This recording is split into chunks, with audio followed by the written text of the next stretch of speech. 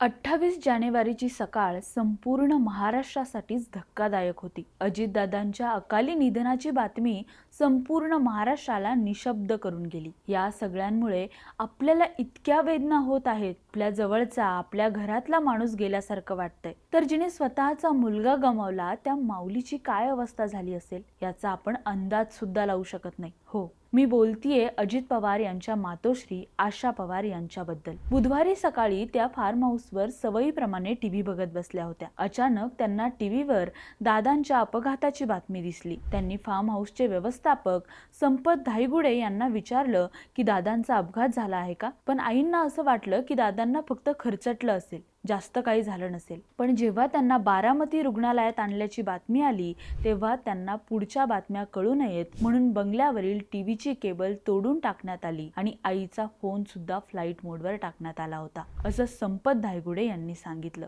तर अजितदादांसाठी चिंतित झालेल्या आशाताईंना काही झालं नाही असं आम्ही सांगत होतो, कारण 4 दिवसापूर्वीच दादा आईंना भेटून गेले होते.